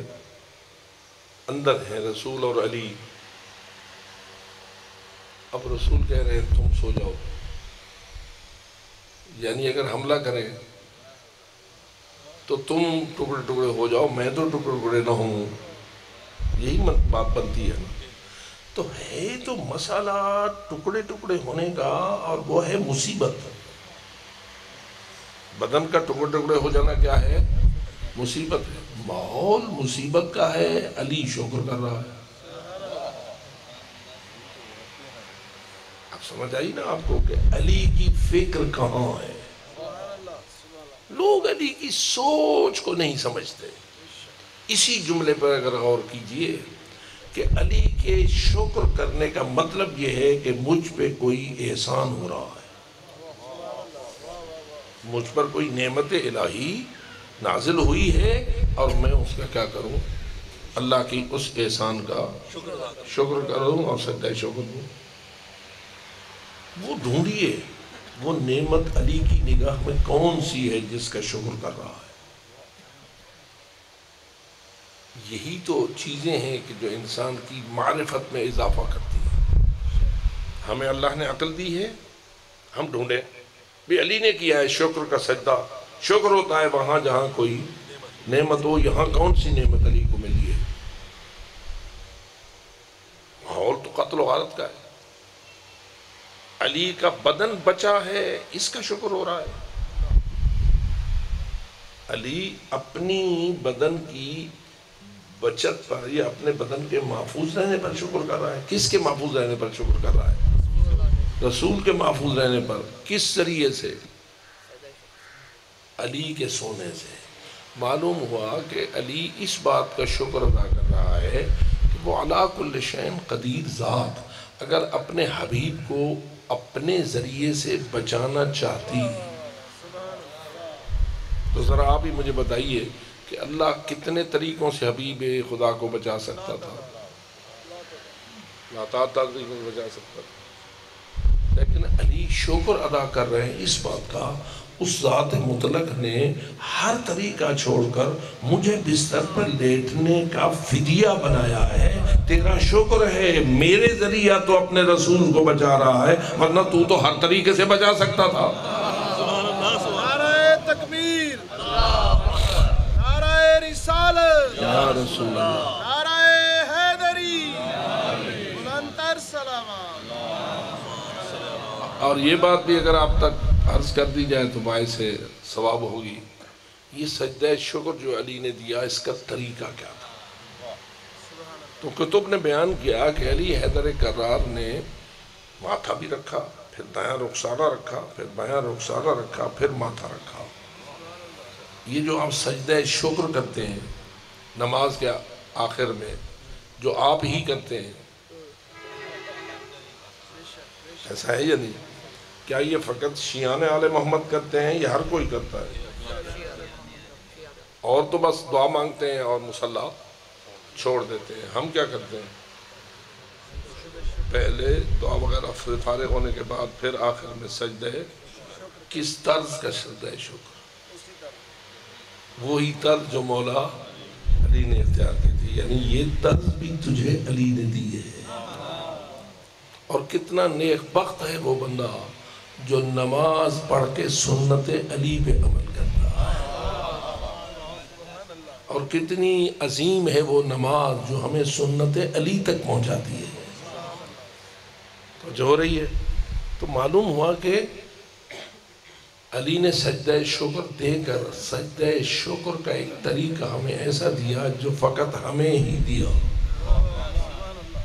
اور آل محمد کے صدقے یہ ہمیں نصیب ہو گیا۔ تو جب بھی کبھی یہ سجدہ شکر دیا کرو تو مولا علی کو خراج تحسین پیش کیا. اور پھر یہ سجدہ، ہم جو سجدہ شکر دیتے ہیں یہ کس چیز کا شکر ہوتا ہے؟ علی نے تو وہاں سجدہ شکر دیا کہ اللہ نے مجھے فدیہ بنایا ہے اور ہر طریقے کو چھوڑ کر میری فداکاری کو اپنے رسول کی حفاظت کا وسیلہ بنایا ہے. ہم جب یہ سجدہ شکر دیتے ہیں یہ کس نعمت کا ہوتا ہے؟ نہیں، میرا خیال دکان اچھی چلی ہے، دکان چلانے کا ہوتا ہے سجدہ شکر؟ نہیں، کس بات کا؟ ہمیں اللہ نے نماز کی توفیق دی، ہم نے نماز پڑھی اور اللہ نے ہمیں اس کی توفیق دی. اے اللہ تیرا شکر ہے کہ تو نے ہمیں نماز کی توفیق عطا فرمائی. تو معلوم ہوا رسول اکرم اور علی کی نگاہ میں نماز اس لائق ہے کہ اسے سب سے بڑی نعمت سمجھ کر اس کا سجدہ شکر ادا کیا جائے. اب وہ کون علی والے ہیں جو نماز کی نفرت دیتے ہیں؟ بنتے علی والے ہیں اور نفرت لوگوں کے دلوں میں نماز کی پیش کرتے ہیں. اس کا مطلب یہ ہوا ان کے دل میں علی کی کوئی گنجائش نہیں ہے. وہ زبانی علی علی کرتے ہیں، حقیقت میں ان کے قلب میں علی بستا نہیں ہے. ورنہ اگر علی ان کے دل میں بستا ہوتا تو ان کے دل میں بھی ہر اس امر کی محبت ہوتی جو علی کے دل میں جس کی محبت ہے. اور علی نمازوں سے محبت رکھنے والا ہے. اور یہی وجہ ہے کہ رسول بھی فرماتے ہیں الصلاۃ قرۃ عینی، نماز میری آنکھ کی ٹھنڈک ہے. تو اس لیے میرے دوستو ہمیں ان کڑیوں سے کڑی ملائیں تو بہت ساری باتیں مل جاتی ہیں. میں فقط اتنا کہنا چاہتا تھا کہ اللہ نے ہم پہ یہ احسان کیا کہ ہمیں علی دے دیا اور پھر یہ احسان کیا کہ ہم نے علی لے لیا. اس نے دے دیا، ہم نے. کئی ایسے ہیں وہ تو دیتا ہے یہ لیتے نہیں. چونکہ یہ معاملہ ایسا ہے نا کہ تیرے اختیار میں اللہ نے دے دیا کہ میں تو علی دے رہا ہوں، آگے تیرا اختیار ہے، لے لے یا نہ لے لے. اگر لے لے گا تو جنت تیری، اگر نہیں لے گا تو پھر یاد رکھ آگے کیا ہونا ہے وہ تجھے بتا دیا ہے. اگر تیرے دل میں علی نہیں تو میری جنت میں تیری کوئی جگہ نہیں ہے. تو اس لیے خداوند تعالیٰ کا شکر ادا کریں ہم کہ اللہ نے ہمیں علی دیا اور ہم نے علی لے لیا. لیکن لینے کا مطلب یہ نہیں ہے کہ فقط نام علی لے لیں. لینے کا مطلب یہ ہے کہ علی کو پورا پورا لے لیں. پورا لے لیں کا کیا مطلب؟ نام سے بھی محبت ہو، کام سے بھی محبت ہو، کردار سے بھی محبت ہو اور دیگر تمام امور سے محبت ہو. جب محبت کی یہ منزل آئے گی تو اس وقت انسان اس محبت پر سر دینا بھی فخر محسوس کرے گا. بس آخری بات کر رہا ہوں، یہ فرمائیے کہ وَمِنَ النَّاسِ مَن يَشْرِي نَفْسَهُ ابْتِغَاءَ مَرْضَاتِ اللَّهِ. کیا کہہ رہی ہے آیت؟ علی نے اپنی جان کو بیچ دیا کا معنی کیا ہے؟ اپنی جان کو قربان کر دیا، اپنی جان کو قربانی کے اوپر دے دیا. کس لیے؟ مرضات اللہ، اللہ کی رضا کے لیے. اس کا مطلب یہ ہوا اللہ کے لیے علی جان دینے والا ہے. علی، اللہ سے کوئی محبت ہے علی کی؟ علی کے دل میں اللہ کی محبت ہے؟ بولیے. اللہ اس لائق ہے کہ اس سے محبت کی جائے؟ بولو. اللہ اس لائق ہے کہ اس سے محبت کی جائے. والذین آمنوا اشد حبا للہ. جو مومن ہوتے ہیں وہ اللہ سے سب سے زیادہ بڑی محبت رکھتے ہیں. ایمان نام ہے حب علی کا، حب علی نام ہے حب رسول کا، حب رسول نام ہے حب خدا کا. جب رسول نے فرمایا نا کہ علی حب کا ایمان، اے علی تیری محبت ایمان ہے، تو مومن کے دل میں کس کی محبت ہے؟ علی کی محبت. اب میں پوچھتا ہوں جس کے دل میں علی کی محبت ہو اس کے دل میں رسول کی کیا شان ہوگی؟ رسول کی شان تو یہی ہے نا کہ انا عبد من عبید محمد. رسول علی کہتے ہیں میں محمد کے غلاموں میں سے ایک غلام ہوں. تجھے ایک غلام سے محبت ہوئی تو بتا اس کے سردار کی محبت تیرے دل میں کیا مقام رکھے گی؟ ہوگی یا نہیں؟ اور جس نے محمد کو محمد بنایا، علی کو علی بنایا، اس اللہ سے کتنی محبت ہوگی؟ تو کیا مومن کے دل میں علی کی محبت ہی کافی ہے یا اللہ کی محبت بھی ہوتی ہے؟ میرے خیال میں یہ مسئلہ تھوڑا سا پیچیدہ ہے. مومن کے دل میں اللہ کی محبت ہوتی ہے یا نہیں؟ ہوتی ہے. وہ کہاں سے لیتا ہے؟ علی سے لیتا ہے، رسول سے لیتا ہے، اللہ تک، اللہ سے لیتا ہے رسول تک، رسول سے لیتا ہے علی تک.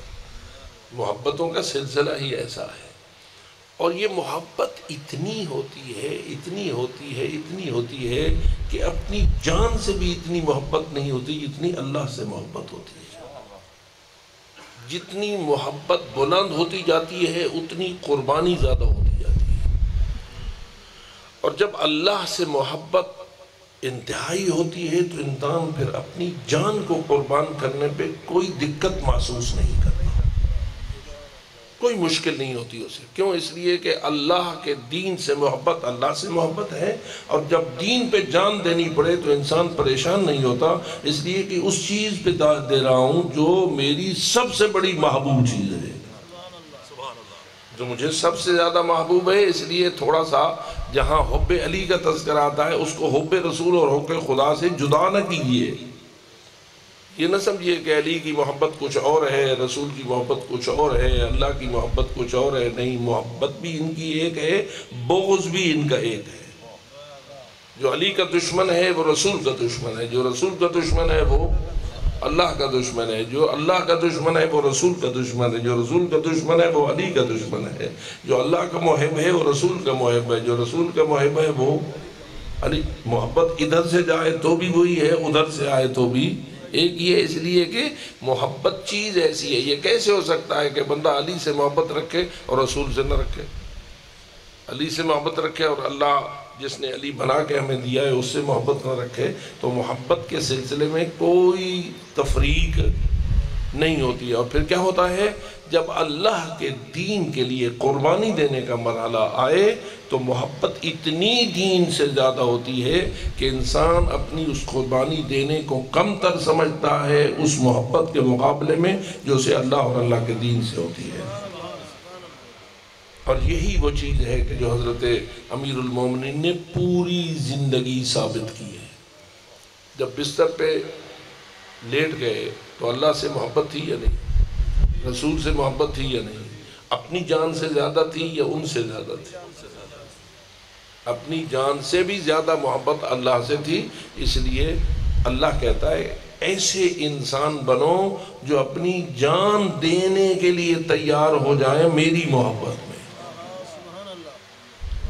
اور ایسے اگر انسان نہ بنو گے تو دوسرے قسم کے انسان بن جاؤ گے کہ جو چیزوں پر اپنی جان کو قربان نہیں کرتے بلکہ جان کو قربان کرتے ہیں دنیا کے مال پر. مثلا کیا لوگ اقتدار پر جان قربان کرتے ہیں یا نہیں؟ کرسیوں پر جانیں قربان ہو رہی ہیں یا نہیں؟ زمینوں پر جانیں قربان ہو رہی ہیں یا نہیں؟ اور اس قسم کی دنیا کے مال و منال پر جانیں قربان ہو رہی ہیں یا نہیں؟ یہ لوگ مومن ہیں؟ بولو. کرسی پہ جان قربان. ہاں اگر کرسی ہو اللہ والی، اگر کرسی اللہ والی ہے تو پھر اللہ پہ جان دے رہے ہیں آپ. مثلا یزید کی کرسی شیطان والی تھی یا اللہ والی تھی؟ اور امام حسین کی کرسی دو مقابلے تھے، کثرت ادھر تھی، قلت ادھر تھی. یہ امام حسین کے ساتھ کھڑے تھے، یہ اللہ کے لیے جان دے رہے تھے. وہ یزید کے ساتھ کھڑے تھے، وہ شیطان کے لیے جان دے رہے تھے. ان کی جانیں بھی ہوئیں، ان کی جانیں بھی گئیں، لیکن وہ ہو گئے ہلاک، یہ ہو گئے شہید. اور شہید وہی ہوتا ہے جو اللہ کی راہ میں جان دے. اور اللہ کی جو راہ ہوتی ہے وہ اپنی جان سے بھی زیادہ قیمتی سمجھے تو تب جا کے اس کی جان شہادت تک پہنچ جاتی ہے. اب آئیے حضرت امیر المومنین علی ابن ابی طالب علیہ السلام نے 19 ماہ رمضان کی رات کو جو منظر دکھایا اس میں معلوم ہوتا ہے کہ جان دینا کیسے ہونا چاہیے اور انسان کو اپنی جان کس پہ قربان کرنا چاہیے. ایک روزہ رکھا ہے اس وقت جب منت کا روزہ تھا، سورہ دہر کے حوالے سے 3 روزے رکھے اس خاندان نے اور آپ نے پڑھا کہ ہر روزے کی افطاری مسکیناً و یتیماً و اسیرہ کو دے دی۔ یہ مسکین سے زیادہ محبت تھی یا اللہ سے زیادہ محبت تھی؟ جب اپنی افطاری یہ خاندان دے رہا تھا، کبھی کسی یتیم کو، کبھی کسی مسکین کو اور کبھی کسی اسیر کو، تو یہ کس کی محبت میں دے رہا تھا؟ اللہ کی محبت میں دے رہا تھا۔ اس وقت تو افطاری بھی دے دی اور 2-3 روزے مسلسل اس انداز میں دیے۔ اب میں پوچھتا ہوں، یہ 18 ماہ رمضان کا روزہ جو حضرت نے اپنی شہادت کے اوقات میں رکھا، اس کی کیفیت کیا تھی؟ بی بی ام کلثوم نے سامنے افطاری رکھی۔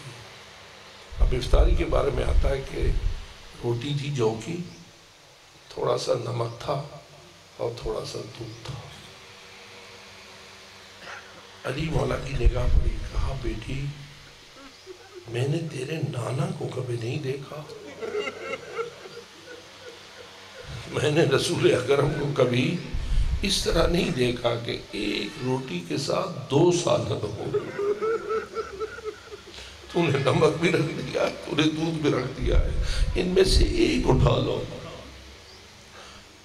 بی بی طاہرہ پتہ نہیں کس تربیت سے گزری ہوئی تھی، بجائے اس کے کہ نمک اٹھاتی دودھ اٹھا لیا۔ گویا جو مزاج حیدری ہے اسے بیٹی نہ سمجھے تو اور کون سمجھے۔ نتیجہ یہ نکلا کہ نمک سے اس روٹی کے 1-2 لقمے اٹھائے، پانی پیا اور اللہ کے شکر ادا کیا۔ شب 19 ماہ رمضان آ گئی اور 19 ماہ رمضان کو آپ لیلۃ القدر مناتے ہیں۔ کھڑے ہو گئے امیر المومنین مصلی عبادت پر۔ اب منظر عجیب ہے، مصلی عبادت پہ تو ہمیشہ ہوتے تھے، اس لیے کہ یا ایھا المزمل قم اللیل الا قلیلا نصفہ او انقص منہ، اے چادر میں لپٹے ہوئے رسول ساری رات مصلی پہ رہا کر، کچھ حصہ رات کا رہا کر، آدھا یا تیسرا حصہ ساری رات نہ گزارا کر۔ کیوں؟ اس لیے کہ تو اکیلا بھی نہیں ہوتا، اور طائفۃ من الذین معک، تیرے ساتھیوں کا اور تیرے حامیوں کا بھی ایک گروہ تیرے ساتھ ہوتا ہے۔ تو میرا دل کہتا ہے جب رسول مصلی پہ ہوتے ہوں گے تو کیا علی مصلی پہ نہ ہوتے ہوں گے؟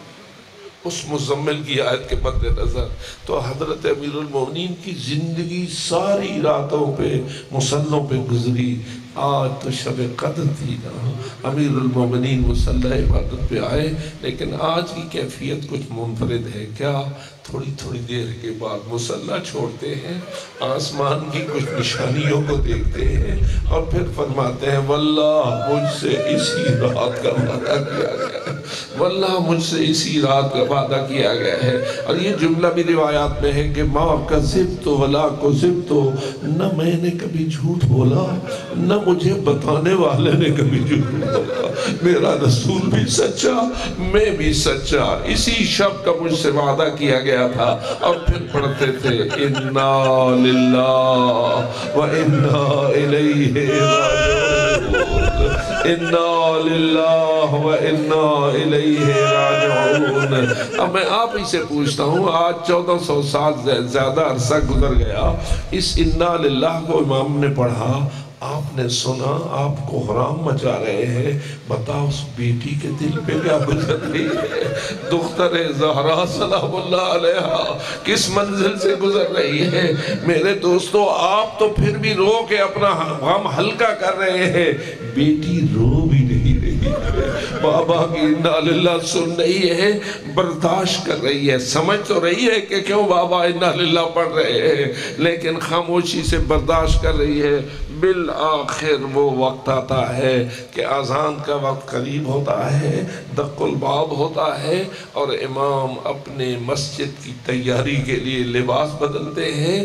جب لباس بدل دیتے ہیں تو اس وقت بیٹی بڑی شرم کے ساتھ اور بڑی محبت کے ساتھ بابا سے ایک جملہ کہتی ہے، بابا کیا ہو نہیں سکتا آج کوئی اور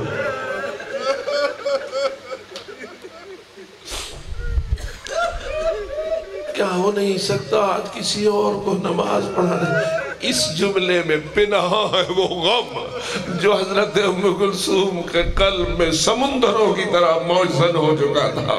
زیادہ لمبی بات تو کرنا مناسب نہ تھی، لیکن اپنے اس غم و ہم کا اظہار کرنے کے لیے یہ جملہ کہا، بابا کسی اور کو بھیج۔ گویا ہم سمجھ گئے نا بابا، آج مسجد میں تمہارے لیے خطرناک ماحول آ رہا ہے، آپ نہ جائیے، کسی اور کو بھیج دیجئے۔ یہاں مولا فرماتے ہیں بیٹی اللہ کی تقدیر کو ٹالا نہیں جا سکتا، میری تقدیر کا فیصلہ جس ہستی کے دست قدرت میں ہے اس کا یہی فیصلہ ہے کہ اب میرا فیصلہ ہے علی میرے پاس واپس آنے کی تیاری کرو۔ اب تمہارے دشمن نے جو وار کرنا ہے وہ وار ہو جائے گا، تجھے کسی دشمن کا وار نہیں گرا سکتا تھا، لیکن اس وار نے آپ پہ اثر کر رہا ہے۔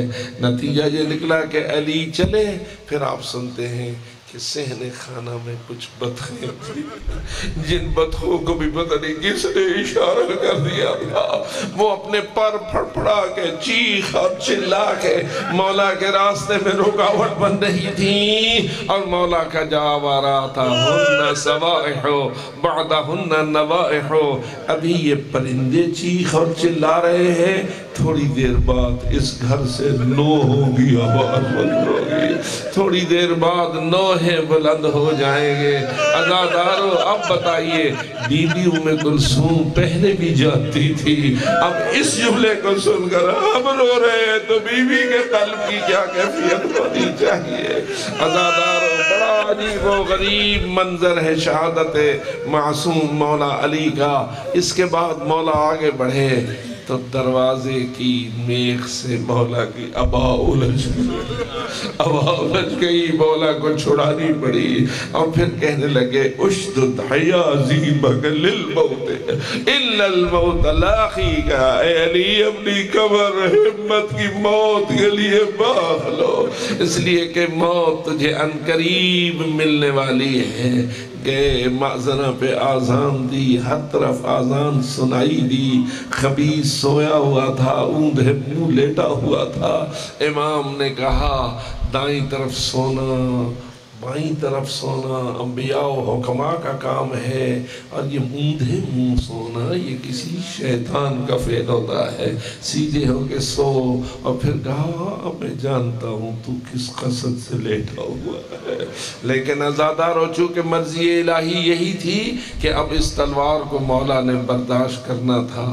پہلی نماز کے پہلے سجدے سے مولا کا سر اٹھتا ہی تھا کہ اس خبیث نے تلوار کا وار کیا، اور تلوار فقط تلوار نہ تھی بلکہ زہر آلود تلوار تھی۔ یہ خبیث کہتا تھا کہ اشتریتہ بألف وسممتہ بألف، میں نے 1000 درہم کی تلوار خریدی ہے تو 1000 درہم کی میں نے اسے زہر پلائی ہے۔ یہی وجہ ہے کہ ائمہ کے بارے میں منقول ہے کہ فرماتے ہیں ما منا الا مقتول او مسموم، ہم میں سے کوئی اس دنیا سے اٹھتا ہے تو یا مقتول ہوتا ہے یا مسموم ہوتا ہے، لیکن آج رو اس مولا کو رو جو فقط مقتول نہیں ہے، مقتول بھی ہے، مسموم بھی ہے، تلوار سے قتل بھی ہوا ہے، زہر سے شہید بھی ہوا ہے۔ اب یہی وجہ ہے جب تلوار برسی تو مولا لوٹنے لگے، کبھی دائیں جاتے تھے کبھی بائیں جاتے تھے، اس لیے کہ زہر کا اثر اتنا سخت تھا کہ مولا کے لیے سنبھلنا مشکل ہو رہا تھا۔ خاک اٹھاتے تھے، اپنے ماتھے پہ اپنے زخم پہ رکھتے تھے، آواز آ رہی تھی بسم اللہ وباللہ وعلی ملت رسول اللہ فزت برب الکعبہ، اللہ کے نام پر اس بار کو برداشت کرتا ہوں، اللہ کی مدد سے اس بار کو برداشت کرتا ہوں، اور اللہ کے رسول کے دین پر ہوتے ہوئے اس بار کو برداشت کر رہا ہوں، اور اللہ کی قسم، رب کعبہ کی قسم، میں کامیاب ہو گیا۔ یعنی جو میرے اوپر ذمہ داریاں میرے اللہ نے عائد کی تھیں، اب جب وہ وار آیا ہے جو میری زندگی کے خاتمے کا باعث بن رہا ہے، تو میں اپنی کامیابی میں یقین رکھتا ہوں۔ کوئی ذمہ داری ایسی نہیں ہے جو میرے اللہ نے میرے کندھے پہ ڈالی ہے اور میں نے اسے بدرجہ اتم ادا نہیں کیا ہے۔ ہاں میرے مولا علی، آپ کی ذمہ داریاں تو ادا ہو گئی۔ اگر آج قیامت ٹوٹی ہے تو تیرے غلاموں پہ ٹوٹی ہے، قیامت ٹوٹی ہے تو تیرے گھر والوں پہ ٹوٹی ہے، قیامت ٹوٹی ہے تو ان پہ ٹوٹی ہے کہ جن کو آواز آ رہی تھی الا قتل ابن عم المصطفیٰ، قتل ابن عم المصطفیٰ، قتل امیر المؤمنین۔ دروازے کھڑک رہے تھے، زمین میں زلزلہ آ رہا تھا اور حضرت امیر المومنین کی شہادت کی ندا جبرائیل بین السماوات والارض دے رہا تھا۔ آواز آ رہی تھی مارا گیا مومنوں کا امیر، مارا گیا متقیوں کا امام، گر گیا ہدایت کا ستور۔ اب میں آپ سے پوچھتا ہوں، اس آواز کا اثر اس بیٹی پہ کیا ہوا ہوگا؟ اس بی بی پہ کیا ہوا ہوگا جس نے اس طرح اپنے ماں بابا کو بھیجا تھا؟ لیکن یہی آئے رو لیجئے، اگر یہ اثر سخت ہے تو ذرا بتاؤ کربلا میں ان بیویوں پہ کیا گزر گئی؟ یہی ام کلثوم تھی، یہی زینب کبریٰ تھی، ان کی وارث فاطمہ بنت الحسین تھی، سکینہ بنت الحسین تھی۔ وہاں تو لمحہ لمحہ بعد آواز آتی تھی الا قتل، فلاں مارا گیا، علی اکبر مارا گیا، عباس نے زین چھوڑ دی، قاسم کا جنازہ گر گیا۔ آخر وہ بھی آیا جس کو پانی کا ایک گھونٹ مانگنے کے لیے مولا نے اپنے سینے پہ رکھا ہوا تھا۔ تڑپا ہے علی اصغر جیسے کہ وہ پرندہ تڑپتا ہے جس کی گردن کو ذبح کر دیا گیا ہو، اور حسین مولا نے اس کی لہو کے نیچے چلو رکھ کے آسمان کی طرف پھینک کے کہا ہے اے اللہ میرے لیے اس مصیبت کو برداشت کرنا اس لیے آسان ہے کہ تو دیکھ رہا ہے۔ عزادارو اللہ جانے اہل بیت کے گھرانے میں اس شہادت کی ندا کیا کیفیت مرتب کر رہی تھی۔ بڑھے تیزی سے حضرت امام حسن مجتبیٰ مسجد میں آئے تو کیا منظر دیکھا، خون میں غلطان ہے علی، ریش خون سے خضاب ہے، چہرہ خون سے خضاب ہے، کبھی دائیں کبھی بائیں۔ امام حسن مجتبیٰ نے سنبھالنا چاہا اپنے بابا کو، جیسے کہ عادت یہی ہے نا کہ زخمی اگر ہو تو سنبھالا جاتا ہے، لیکن میری لاکھ مرتبہ جان قربان ہے علی حیدر کرار آپ پر۔ فرماتے ہیں بیٹا حسن پہلے نماز، یہ سارے لوگ نماز پڑھنے کے لیے آئے ہیں، پہلے ان کو نماز پڑھا لو اس کے بعد مجھے سنبھال لینا۔ امام حسن نے حکم کی تابعداری کی، مصلی امامت پہ آ گئے، رونے والے عزادار پیچھے صف باندھ گئے، امیر المومنین پاس زخمی حالت میں بیٹھے ہوئے ہیں، حسن نماز کھڑے ہو کر پڑھا رہے ہیں، علی بیٹھ کر نماز پڑھ رہے ہیں۔ کیوں یا علی آپ تو شیر خدا، آپ تو بہادر ہیں، آج بیٹھ کر کیوں پڑھ رہے ہیں؟ تو جواب آئے گا تجھے کیا پتا کہ زہر کتنی سخت ہے، تو کیا جانے کہ زہر کتنی سخت ہے۔ علی حیدر کرار نے بیٹھ کر نماز پڑھی، امام حسن نے پڑھائی۔ بتائیے جو لوگ اس حالت میں علی کو دیکھ رہے تھے آنسو بہ رہے ہوں گے یا نہ بہ رہے ہوں گے؟ نماز کے دوران بھی آنسو بہ رہے ہوں گے۔ تو ہمارا یہ ایمان ہے کہ نماز میں عزاداری ہوتی ہے، عزاداری میں نماز ہوتی ہے۔ عزاداری نماز کے مخالف نہیں اور نماز عزاداری کے مخالف نہیں۔ نماز کا اختتام ہوا، بس آخری جملے، امام حسن آگے بڑھے، مولا کو سنبھالا، گود میں سر رکھا، اور جب دیکھا تو آنسو امام حسن کے گرنے لگے۔ آنسو گرنے لگے، چہرے اقدس پہ جو گرم گرم آنسو گرے، علی کی آنکھ کھلی، پوچھا حسن بیٹا کیوں رو رہے ہو؟ حسن بیٹا کیوں رو رہے ہو؟ جواب آیا بابا آپ کا یہ حال دیکھ کے میں رو رہا ہوں۔ علی کا جواب آیا تم میرے حال کو دیکھ رہے ہو، مجھے حسن تیرا آخری وقت یاد آ رہا ہے اور تیرے بھائی حسین کا آخری وقت یاد آ رہا ہے۔ یہاں بیٹا تھا اور اس کی گود میں زخمی باپ تھا، آؤ کربلا کو روئے، جس میں بوڑھے باپ کی گود میں علی اکبر جیسے جوان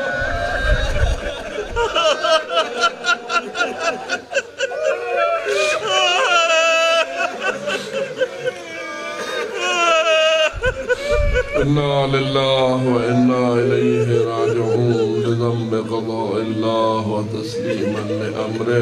خداوند ان آنسوؤں کو قبول فرما، خداوند اس عزاداری کو شرف قبولیت نصیب فرما، جن بزرگان نے اس کی بنیاد رکھی ان کو بخشش نصیب فرما، ان کے نامہ اعمال میں اس کا ثواب مغفرت عطا فرما، اور جن مرحومین کی طرف ایصال ثواب کی نیت کی گئی، خداوند ان مرحومین و مرحومات کو بھی جوار رحمت عطا فرما، مغفرت کاملہ سے سرفراز فرما۔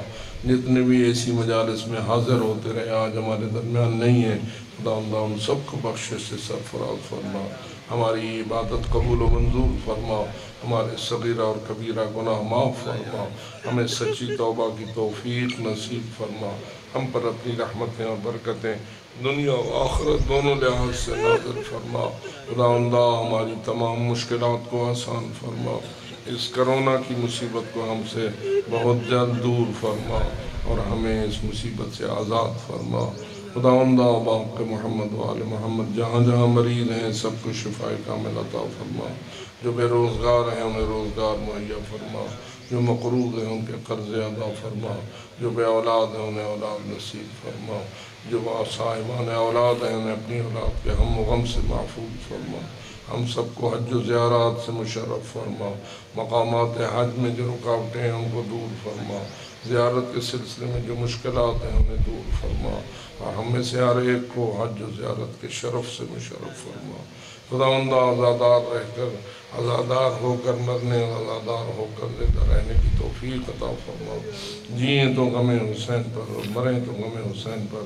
خداوند ہماری آخرت بہتر فرما، ہماری موت آسان فرما، ہماری قبر منور فرما، برزخ منور فرما اور پل صراط کا گزر آسان فرما۔